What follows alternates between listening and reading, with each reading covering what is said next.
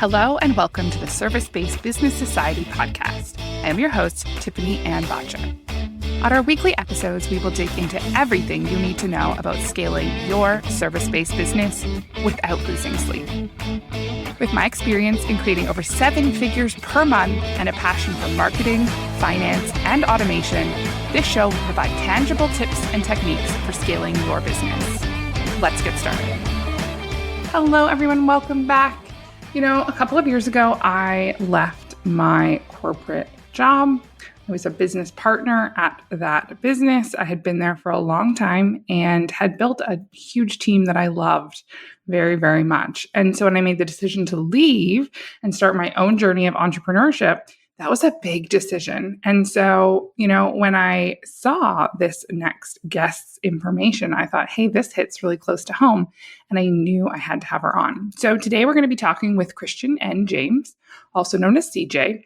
She is a side hustle coach and host of the Shine to 5 Method for Side Hustlers podcast. She's a certified life skills coach. She's a certified master mindset coach, Reiki practitioner, and she's a BA in psychology and a certification in solution-focused therapy. She created the Shine to 5 method coaching system to help women-identified professionals push past mediocrity and challenge the status quo so they can shine in their own business. So this hits close to home for me, and I cannot wait to introduce you to Christen, and here she is. Hello, and welcome to the podcast. It's so great to have you here, CJ. I am excited to be here and chat with you today. Thanks for having me.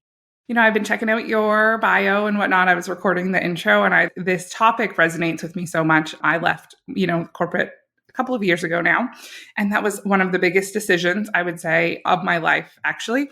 And as someone who's on my second marriage, I can say it was bigger than that. It was bigger than leaving my first husband. Okay. And so, I was like, this is a huge topic. So tell me, how did you get into this space? Because it's fairly specific. It is very specific. I want to say because I too went through the experience of going from the 9 to 5 into a transition into being an entrepreneur. And the one thing I will say that I took away from being in the corporate 9 to 5 space is I thoroughly enjoyed being able to coach my team. I was able to coach my employees. It was a favorite thing.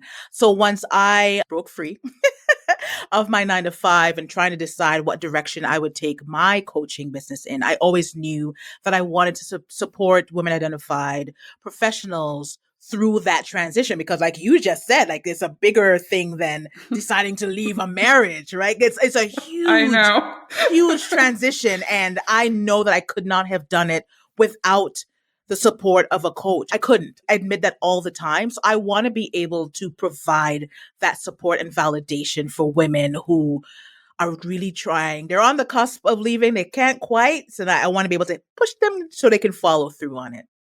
Yeah, that comfort zone is a funny thing. I often say I haven't seen my comfort zone since I left corporate because corporate was cozy. I had been there for a long time, over a decade. I, started working while I was in, maybe my second year of my undergraduate degree. I started working in an office setting. I remember, when I was working in a bar to pay to go through school and whatnot, and I started working in the office job, and I thought, oh man, it's going to take me a long time to start making as much as I make serving drinks. Like it was this piece of like, it was all part of the journey.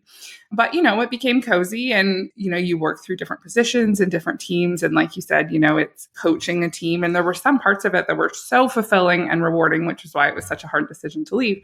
So it's all such a huge journey and change, such a change. Yeah. I love that you said it's a journey. For some, it feels like a process, but I do like to use the word journey more. It sounds gentler. It sounds nicer. But I feel like one of the things that, I don't know if you most likely can resonate with this, is we feel like once we're making this decision to leave our cushy 9 to 5 jobs, and hopefully, I know most of us have been very comfortable, some of us not so much, but to leave the cushy 9 to 5, you feel like you have to have all of your ducks in a row. You have to have this done, that done, that done. And then once you leave, and before I leave, I got to make sure I do this. And before I leave, I got to make sure. And it's just like, okay, you just have to make the decision that you want to leave and commit to that decision and just taking small steps in the direction. You see it on the horizon, if you will, and you're heading in that direction. That's all that really matters, because that's where we will tend to retreat back into wanting to stay comfortable. Like, I'm not, this is too much. I'm too overwhelmed. I can't do it. I might as well just stay here. When there's so much more that you want and can and should be doing.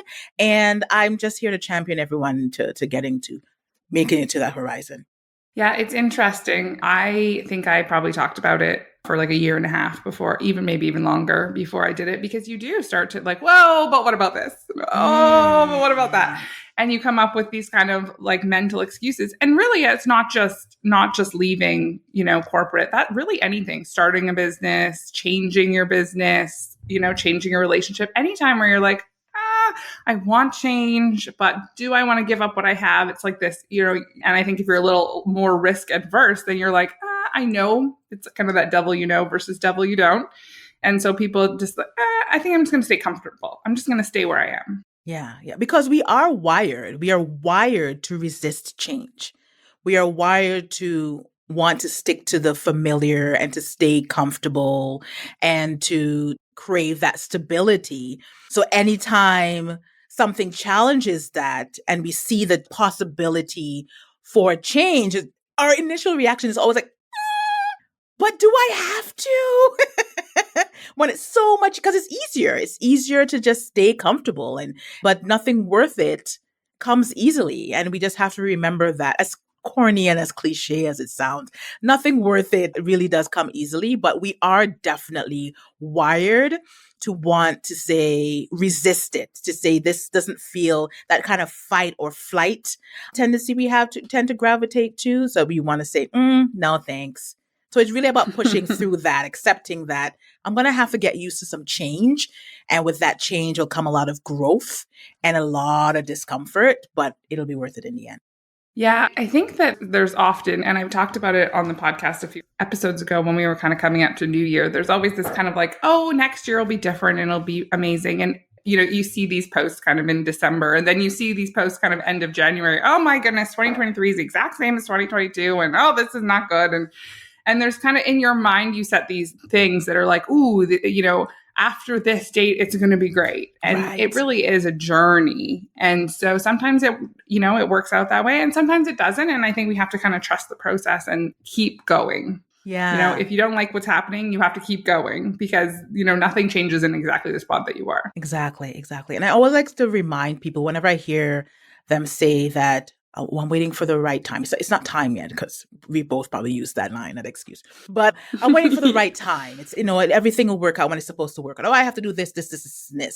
I'm like, you're waiting for the right time.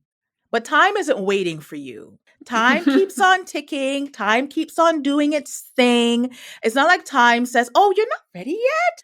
Oh, you should have said that. I'll wait for you. I'll be here when you're ready. So as much as we want to, put things off and wait till the right time, we have to accept that those really are excuses. And it's just do one little thing to get you closer to, heading towards that horizon.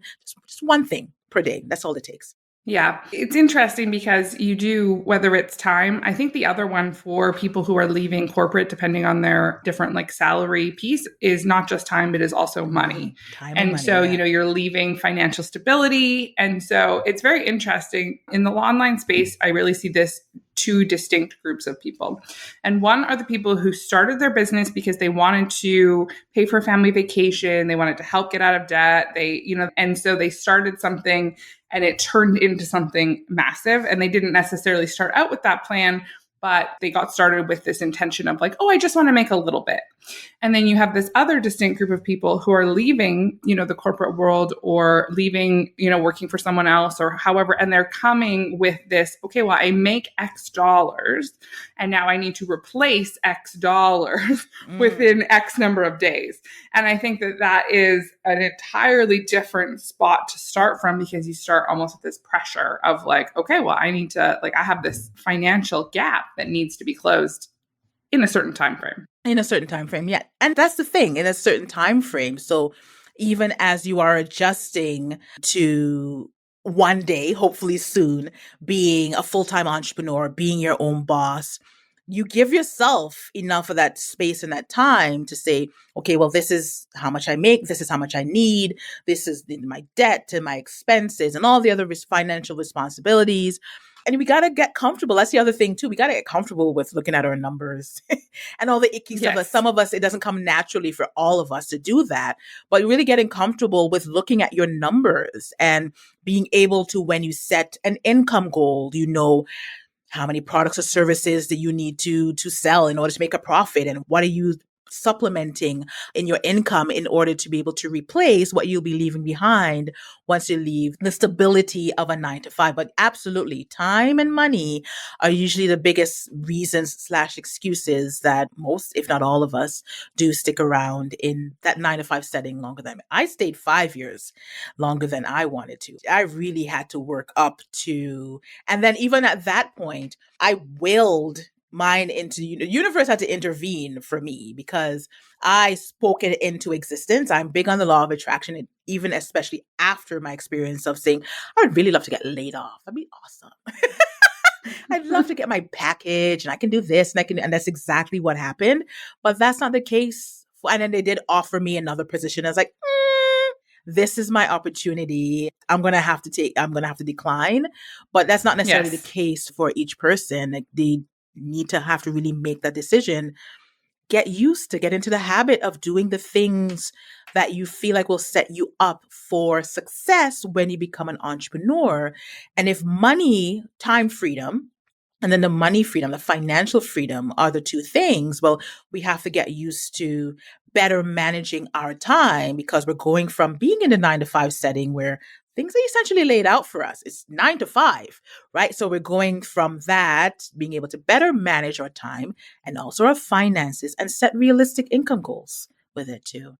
Yeah, my 9 to 5 was never so 9 to 5. It was more 7 to 10 at times, which was one of the reasons I left. I have 3 young kids and really wanted to spend more time with them. But, even in my current role, I would say I work significantly more than 9 to 5. Right, yeah. And I think that's a me problem. It's like it really depends. And I think, well, I love my business, so what's wrong with it? Right, and, yeah. I actually was talking to my husband recently, and, he also works too much. And so, we have separate offices, and we'll text and say like, hey, are you almost done? And it's like, like 11 or 11:30. Hey, like, are we? And a little bit longer. And so we've been really trying to make a conscious effort to be finished a little earlier, because it's easy when you're, invested in something and you're working away that you just kind of, all of a sudden you're like, oh no. It happens to me all the time. I look up and I'm like, oh my gosh, it's 1:00 in the morning. I need to go to bed. Why is it so dark out? Yeah, absolutely. Absolutely. But you're doing what you love too. So sometimes it doesn't even feel like work, but we need to set our own boundaries for ourselves. Like we talk about boundaries and they're usually external boundaries. There's the internal ones as well. We got to be able to say, girl, come on. You need sleep as much as you need to work. So it's time to tap out. I know it's one of those things, but it was one of the things that I was like, oh, I'll work less, time freedom. And really it's like, but your habits, some of your habits are established by years of, doing things one way. And you have to really decide, like, if something is important to you for a change, it's really taking that time to be like, okay, I want to work less. This is the time I'm going to frame it in. It's like if you have a small purse, you have a small amount of clutter. But when you have a big purse, you have big amount of clutter. Like if you don't frame it, the clutter gets bigger. And so I think the same thing happens with time as well, as if you aren't actually saying, I must be done by this time, Right. Yeah. Then it can drag out. Yeah, yeah. And even like I do my best to schedule in my breaks. Throughout the day, like, bling, something will come up on my calendar. I'm like, okay, right, get up and go step away from the computer for half an hour if you must, but, take a break, because we do all of this to be more in control. And then we still give in to certain things, but it's just, if you enjoy it, it's hard, but I really encourage like having those boundaries for yourself. Yes. You'll reward yourself. Self-care is super, super important. If you are not taking 100%. care of yourself, who's going to take care of your business, right? So it 100%. Comes down to, learning the hard way, but learning that lesson as well. I think sometimes you have to be, I've spoken to a few entrepreneurs and they say everybody, well, I'm still working, but I don't want to say I'm working because we're not supposed to, it's time freedom and whatnot. And I think there's more people out there working, the late nights and going that extra mile for their own businesses. And I think it's an important discussion to have, that it's okay to make those choices in short spurts. I always say, if you're working on a project, you're trying to close something up, wrap something up, whatever, that's fine. But don't build your business based on you working 20 hours a day because that's unsustainable. Yeah, and working tirelessly. Yeah. And also taking the time to celebrate those small wins and how far you've come. And when you set the goal and you accomplish it, actually taking a moment to say, okay, I did that. This is awesome. Because also we're so driven to be successful because we've left our 9 to 5. We've left the stability. We've left the predictability and all of that. So now it's like, I have to succeed. I have to do this thing. I have to set these goals. I have to come. But so we don't take that moment to say, oh, wow, like I really accomplished that before we're on to the next thing or we're on to the next thing. And okay, what's next? What do I need to do now? What do I need to accomplish now? I got check, check, check. Okay, item number 4 on the list, and just pause, pause for a moment, celebrate and look at, because there was a time when you wanted to be exactly where you are in that moment. So take a moment to appreciate where you are and say, I did that because I committed to so and so. I focused on blah, blah, blah. I set X amount of goals, or I wanted to accomplish this thing and I worked towards it. And here I am. I should really take that moment to celebrate it. And that's when we really realize how far we've come. It's not until I look back and what was I doing a year ago? Oh, wow. Okay. I've done a lot. I love those little moments. I've come a long way. So we might take that moment too. But you're so right that it's easy to skip over. It's easy to skip over. And it kind of comes back to that comment you made about, the numbers, and some, a lot of people don't lean into that. And so sometimes, when you're not looking at some of the numbers or some of the markers, it's easy to kind of get lost in the journey and not realize how far you've come and take those moments to celebrate. Because, when you have your own business, whether it's side hustle or, you've taken this full-time step into entrepreneurship or whatever that is, it's not, no one else is coming to celebrate it for you. You really have to take those moments. Yeah. Yeah. No one else is. And these are your goals. These are your accomplishments. And on the topic of no one else, and speaking of goal setting, tangent, but not so much. When we set goals for our businesses, what I have observed with working with my clients, I may have done this at some point earlier on in my business as well, is we set the wrong goals for our business. We set goals based on what someone else did in their business, or we look at someone else's accomplishments and say, well, if I do this, this, this, and this, then I can have the accolades that this person has. And we need to be aligned with our values, and our goals need to be aligned with our values as well. And we need to acknowledge, like, am I setting the right goals? Do these goals make sense for me? Are they aligned with my values, so that when I actually do get the results and I'm taking the moment, I'm pausing to celebrate and pausing to reflect, I'm actually happy with the results. It's not just about getting results in your business. It's about getting the right results in your business so that you feel good and you feel successful and you feel like you are defining your own success by setting the right goals. You don't want to measure your success on someone else's scale, if you will. Like, what worked for person A will not work for you. And that's not how it's supposed to be. But I know that some of us tend to get caught up on that success train and just wanting to be successful and success and success and success, instead of taking a moment to say, what does success look like and feel like, and what does it mean to me, so I can define it my way. I've talked about it a number of times, and I feel so passionately about, you go online and the loudest voices are the ones who are sharing their success. Not always, and not always the full picture. And I love the move away from, like, if you go back Instagram, maybe a year and a bit ago, everything was so perfect. It was like the focus was on like Instagram perfect life and whatnot. And now we've gone and we've taken this turn, and, if you like TikTok and YouTube shorts and stuff is all significantly more vulnerable. It's more real. But what you still have is people who are selling based on their results. They're selling, not the bridge to get somewhere, but they're selling this motivational destination. And so they're saying, hey, I sold $1 million. Now, nowhere in there are they talking about what it cost them to sell that $1 million. Nowhere are they saying, hey, I was profitable selling the $1 million. They're saying, hey, I have a screenshot here of my Stripe account and it shows that people paid me $1 million. Well, that's great. That's amazing. But there's so many more pieces to that recipe.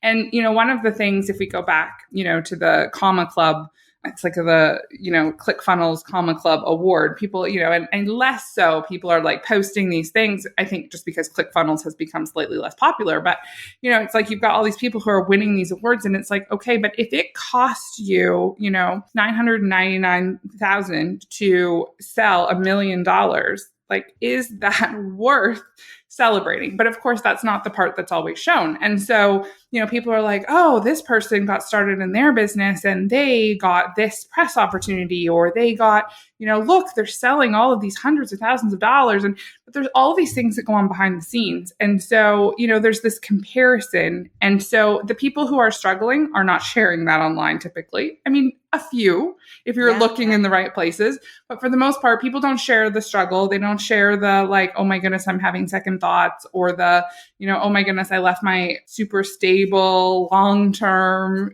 paycheck to do this and it's not working. That's right. And so, I think it's always, really looking at your own, and when you're saying setting, defining success for you is so important. And I love that you brought that up because it really does grind my gears because I hear that a lot because it's so easy to compare ourselves, and social media makes it even easier for us to compare ourselves. And it's, just actively being mindful of not comparing your chapter 1 to someone else's chapter 10. Okay, great. You made 6 figures, 7 figures. Awesome. I am so excited for you. You will one day be there. And, just speaking to like a client, for example, you will one day be there. But however, what they're not sharing, like you said, is I made 6 figures, but I actually spent 5 or like how much ever to get to the point of making 6. So how much was it? Like, what did you actually profit with the 6 figures? And I know for myself that I do not shy away from sharing when things are hard. And I'm always one of the first to say, listen, entrepreneurship is hard. It is not for the faint at heart. It is not. Yes, the hard work does pay off and you will feel rewarded. And sometimes, a lot of times, people, when they're leaving their 9 to 5, that's one of the things they crave. They want to be rewarded for their hard work. But there are the times in entrepreneurship, yes, we do get rewarded for our hard work, but it takes a lot of work to get there a lot of times. And there are things that will not work. There are things that will not make sense. Our businesses will evolve. We will evolve with our businesses. What you wanted to do in year 1 will not make sense in year 3, and that's okay. What was important to you in year 1 may not necessarily be important for you in year 3, and that's okay. But really being able to take the downs with the ups. And I find that, especially on social media, entrepreneurship is glorified as this thing. It's so incredible. It's so amazing. You should be an entrepreneur. Not everybody wants to be an entrepreneur. Not everybody wants to be a full-time entrepreneur. So it's really, again, coming back to what do I want out of this? Like, why am I putting myself through this and going on this journey and going through this experience? And where do I see myself in a year, 3 years, 5 years, to be able to really define our success? Because at the end of the day, like when you lay your head down on the pillow at night and you're reflecting, like, do things make sense for you? When you're looking back, an exercise I really enjoy when I work on goal setting is picture yourself. It's 11 p.m. on December 31st, and you're reflecting on the year. How did that year go? How did your goals go? How are you feeling? And I feel those are the important things too, to make it a part of your journey and to personalize or customize your entrepreneurial experience, if you will. Absolutely. It's one of the, I do a lot of strategy sessions and work, and it's, where do you want this to go? Because, everyone does have a different vision of, and some people, it's very interesting because you get these people who are coming into the entrepreneurship space and they have this idea of what they want to do, but they really need the steps in order to get to that, to get it going. And, I always talk about it's kind of like a snowball, like you have to get it going and get some momentum and whatnot. And so it really is that let's decide what direction we want to push the snowball in. And then let's push because, I have some people I've worked with that say, I want to make X dollars and work the least amount possible in order to do that. They don't want to make more than X dollars. They want to make X dollars, but they don't want to work very much. And then you have other people that are like, I want to take over the world. I want this to go global. I want this to be massive. I want this to be a household name. I want this to be giant. And so these are two different people. But if you just say like, oh, we want to get success, and you don't have that conversation of what does success look like? Well, that's both of those people think that is success, but they're so different that without that discussion, you can't really offer any true advice or any strategy or any steps, because it's like, we need to first establish, where are we going? Yeah. Where are you going? What do you want out of it? Why do you want it? What do you want? And I think one of the important things too is, what do you want people to know about you? Like when you picture your VIP customer or client leaving you a 5-star review, like what are they saying about you in this review? And are they saying what you hoped, or do people know about you the things that you hope they know about you? Are you really showing up in your business and for your business how you want to show up in and for your business, so you can define your success and feel successful when you're getting those 5-star reviews and those VIP clients or customers? Yes. Yeah. Yes. That kind of also makes me think one of the other questions when people usually are at the idea stage is, discussing kind of what are the hard no's. Because some people say like, I don't want to do any video. They don't want to do videos of themselves. And it's okay. Do we just not know about it yet? And we're willing to learn, or is this a hard no? Because there are certain businesses, people come and say like, hey, I have this idea. And they're like, but I don't want to do this and I don't want to do that and this and this and this. And I think, that is a tough road without those things. Yeah. It's like there's certain things. And I remember actually having a conversation with someone very early on in their business. And same thing. She's like, no, I don't want to be the face. I just want to be in the background.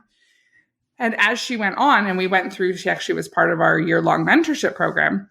She, was really realizing, hey, like this is making this a lot harder. And I said, I know this is a hard line for you, but this would make such a difference in your business because your business started from your story. It's very linked to your story. It's, you are part of what's going on here. And so in the end, she has really shifted and is making a solid effort to try and do new things and learn. And really, it's like anyone who's on TikTok or doing YouTube shorts or reels or whatever, none of those people started with experience. They might have more experience now, but, nobody started with experience doing this. And so the willingness to try and show up for your business and really decide, it comes back to that being uncomfortable.